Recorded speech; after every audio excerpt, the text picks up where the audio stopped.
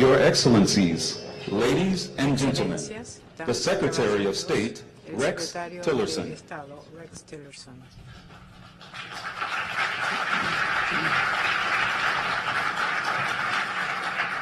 Well, I hope all of you enjoyed lunch and had a chance to continue good discussions from this morning and perhaps make some new contacts, new people you didn't get to spend a lot of time with.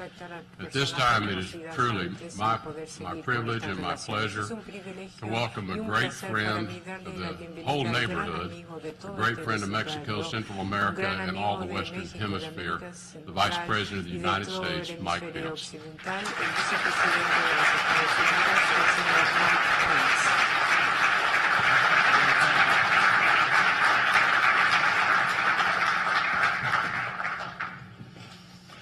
Thank you, Mr. Secretary, and thank you all. I'm truly honored to be with you at this important gathering. But before I begin, allow me to address the attack that took place yesterday in our nation's capital. President Trump and I were deeply saddened when we were informed yesterday morning that a gunman had opened fire on the Republican congressional baseball team, injuring 5 people as they practiced for tonight's annual charity baseball game. You know, I served with many of these congressmen. They're my friends, including Representative Steve Scalise, who was seriously wounded. But I can say with confidence that he continues to receive the best possible medical care at MedStar Hospital in Washington, D.C. Congressman Scalise is a good man. He's a principled leader and a patriot. And like all those who come to serve in our nation's capital, Steve loves this country, and his service does credit to the people of his state and the people of this nation. Karen and I join millions across America in praying for Steve, for all the injured and their families in this difficult time. But we're especially grateful to the brave police officers who ran into danger without regard to their personal safety. As I told her and her family this morning at the hospital, the courageous actions of Officer Crystal Griner and that of Officer David Bailey saved lives and prevented an even greater tragedy. And the American people are grateful for these courageous police officers.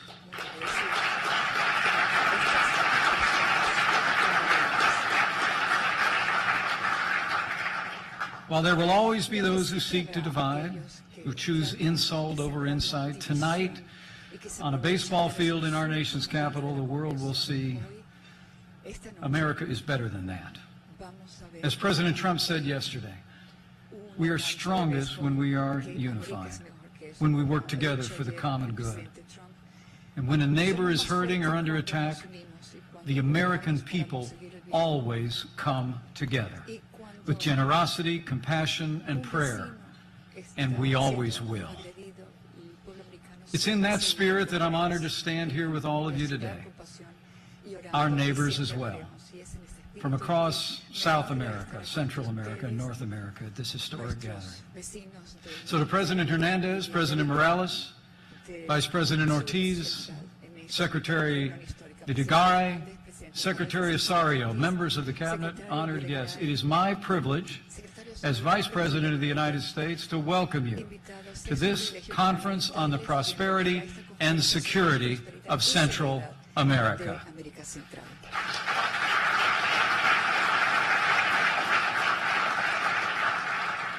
I bring greetings today from my friend and a champion of the strong partnership between the United States and Central America, the 45th President of the United States, President Donald Trump. Allow me also to thank Secretary of State Rex Tillerson and Secretary John Kelly and their Departments of State and Homeland Security for their extraordinary efforts in bringing together this historic gathering. Allow me to also thank the government of Mexico for their full partnership in making this event possible. Let's give these departments and let's give the government of Mexico a vigorous round of applause. Thank you.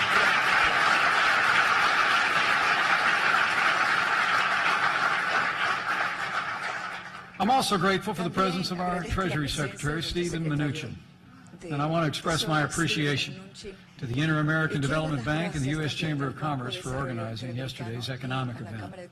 And also let me personally thank all the public and private sector leaders who traveled to be here today from across the Western Hemisphere and Europe. Before such a distinguished group of leaders, today it is my privilege, on President Trump's behalf, to thank President Hernandez, to thank President Morales, and to thank President Ortiz for the progress you have made in the Northern Triangle. We congratulate you and we commend you.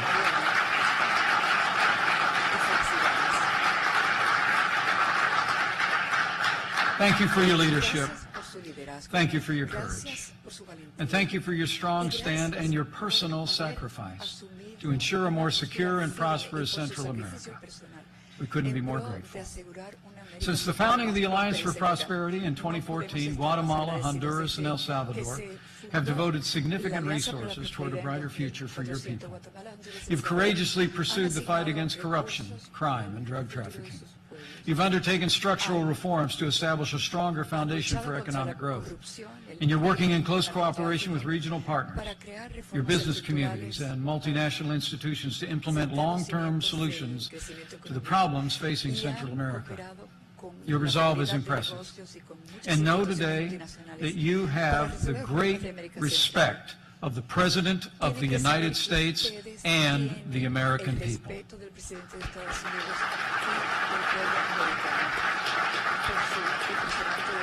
And on behalf of the President, allow me to assure you, the United States of America stands with the nations and people of the Northern Triangle. We stand with you in your commitment to root out crime and corruption. We stand with you in your commitment to stop the scourge of drug trafficking once and for all. And the United States of America stands with you as you build a more secure and prosperous future for the benefit of your people and the benefit of the Western Hemisphere.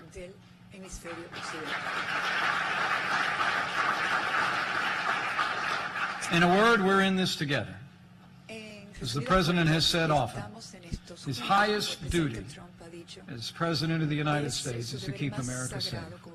But this President knows that your security and your prosperity are directly connected to ours. This very gathering is a testament to President Trump's commitment to a stronger, safer, and more prosperous Central America. I'm pleased to announce at the President's direction that I'll be traveling to Central and South America later this year to continue to build on the good work being done at this conference.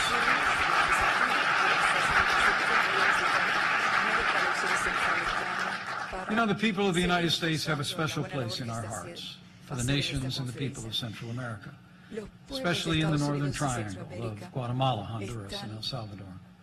Your nations experienced your birth of independence when the United States was still in the youth of our own. We're bound together by history and geography. We're bound together by commerce and nearly $25 billion in goods and services that flow between us every year. But most of all, we're bound together by friendship, by the rich traditions and contributions that the sons and daughters of the Northern Triangle have made to the fabric of American life and make to this day. Be assured the United States is proud of our strong partnership with the nations of the Northern Triangle. We are committed to strengthening that partnership so that we can continue to address the significant problems facing our neighborhood. You sit at the heart of the Western Hemisphere, where North meets South, and every day, countless people and products pass over your streets, through your airports, your seaports, and across your borders.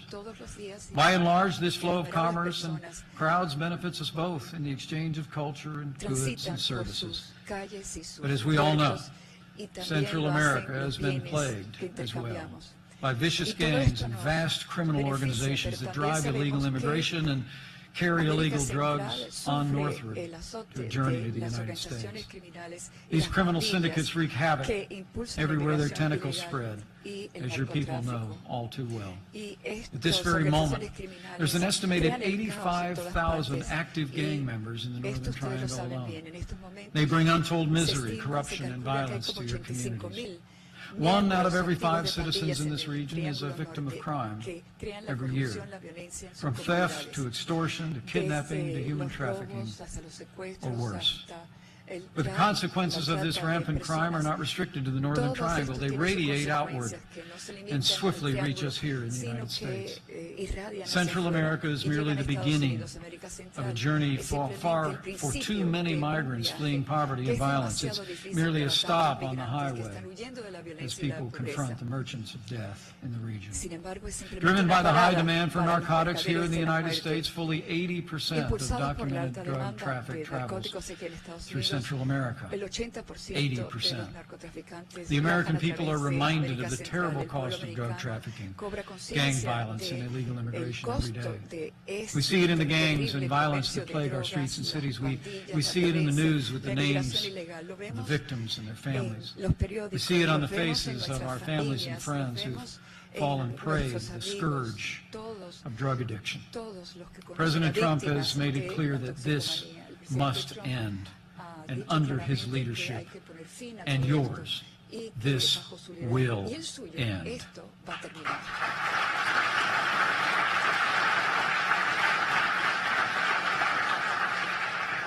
President Trump has already taken decisive action to protect the American people from the harshest consequences of illegal immigration and the transnational drug trade.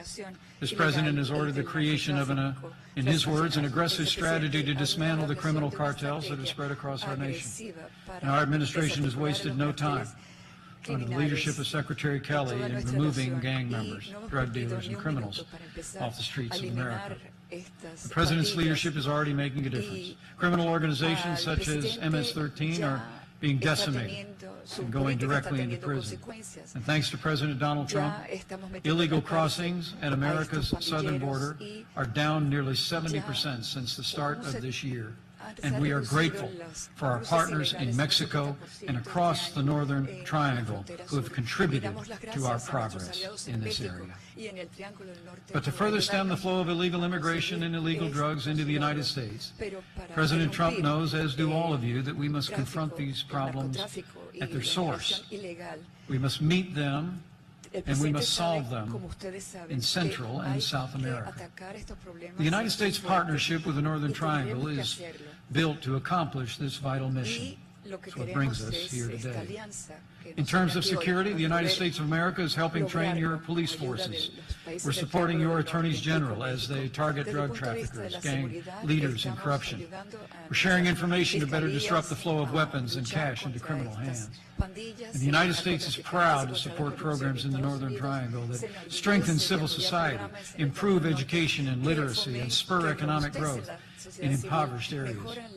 American assistance in business development and agriculture in Guatemala, El Salvador, and Honduras in recent years has created more than 40,000 jobs and lifted tens of thousands of families out of poverty. Rest assured, under the leadership of President Trump, the United States will continue to work with our partners to support the programs that prove effective.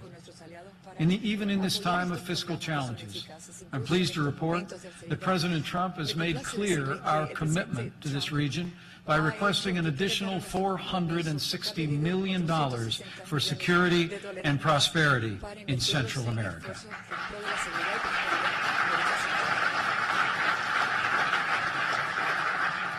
But as you all know, the most important work throughout the region is to be done by the nations and the people who call it home. A secure and prosperous Central America requires nothing short of national transformation on an ongoing basis from within, in the economy, in civil society, in the halls of government. In the Northern Triangle, we ask you with great respect that you maintain and seek to expand your commitment to tackle these problems head on. Through the Alliance for Prosperity, you've already made sustained commitments in recent years, exceeding $2.8 billion to stimulate growth, improve safety, root out corruption, end the environment of impunity, and enact other important reforms. These are vital investments in your future. Yet continued action is more necessary now than ever before. On behalf of the President, we urge you to cement the gains that you have made and make renewed progress toward our shared goal of security and prosperity in Central America. Working together, we will continue to build professional and accountable civilian police forces throughout the region. We'll continue to support your campaign against public corruption and to strengthen the rule of law. And together, we'll continue to provide more people with a path out of poverty, to give the citizens of Central America a better path and a brighter future. But to accomplish these goals, the nations of Central America must continue to work with new partners in the business community, in government, and in the faith community to foster stronger and more robust civil societies and economies, to staunch the flow of illegal drugs and illegal immigration, and to combat gang violence and organized crime. A flourishing economy gives people a reason to put down roots in the land of their birth and to grow, rather than fleeing to the north. Good-paying jobs give people an alternative to a life of poverty, hopelessness, and crime. By fostering opportunity in the cities and towns of Central America, we'll keep families together. We'll create stronger and more stable communities where your sons and daughters can climb the ladder of success and build a brighter future for themselves, their loved ones, and your nations as a whole. The surest way to make progress toward opportunity and prosperity is for the nations of the Northern Triangle to continue to break down barriers to job creation and growth, to reform their tax and regulatory systems, and to root out corruption at every level of government. This room is proof that businesses also see tremendous opportunity in the Northern Triangle and beyond. Businesses from North and Central America are so well represented here, as are the Inter-American Development Bank, the World Bank, and the International Monetary Fund. These institutions and industry leaders, I can assure you, want to partner with your nations to improve the investment climate, to create jobs, to spur the kind of growth that will build a foundation for a brighter future for your nation and for ours. And on behalf of the President and all the American businesses represented here, I can promise you, we want you to grow. We want to export more goods and services to your countries because your success is our success. These are the new and stronger partnerships that will be necessary for a more prosperous Central America. And a more prosperous Central America built on a foundation of democracy and the rule of law will be an inspiration to other nations in this hemisphere and beyond. We need only look to the nation of Venezuela to see what happens when democracy is undermined. That once rich nation's collapse into authoritarianism has pushed it into poverty and caused untold suffering for the Venezuelan people. We must, all of us, raise our voices to condemn the Venezuelan government for its abuse of power and its abuse of its own people, and we must do it now.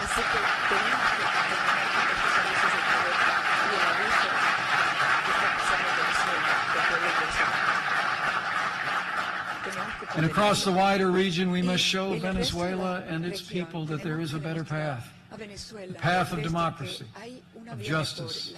And above all else, we must show Venezuela that freedom is the only path to true prosperity and to a brighter future for their people. But we must always remember that security is the foundation of prosperity. In the Northern Triangle, we must pursue new and stronger partnerships. In a word, to drive out the criminals, the cartels, the gangs, and all who would undermine a future of peace and safety for your people. It's vital that the Northern Triangle expand its security cooperation and integration, not just with the United States, but also with other nations of Central America, Belize, Costa Rica, Nicaragua, and Panama. So, too, we must continue to work closely with Mexico to cripple drug traffickers and disrupt criminal organizations as they seek to travel north. And we cannot overestimate the importance of strong borders. Under President Donald Trump, the United States borders will be strong, but the borders of the United States will always be open to legal immigrants and the lawful flow of commerce. But we will make sure our borders are closed to those who would do us harm, and it will be impassable to the drugs that are besetting our families and communities. Today, we pledge to strengthen the bonds that join the United States, the Northern Triangle, and all the nations of Central America together in this new world. Let today mark the beginning of a new era here in the New World, of partnership and progress throughout our neighborhood for the benefit of all of our people. Now, as the old book says, let us encourage one another and build each other up, just as in fact we are doing. Together, I know we will build on the foundation of friendship between our lands and between our people. Together, we will reach new heights of safety and security and peace and prosperity. And together, with the help of all the leaders gathered here, with your determination and renewed commitment to the principles that make security and prosperity possible, with President Donald Trump in the White House, and with God's help, I know we will finish the task before us. We will step forward together in the Western Hemisphere and meet the glorious future that awaits us. Thank you. God bless you. God bless Central America, and God bless the United States of America.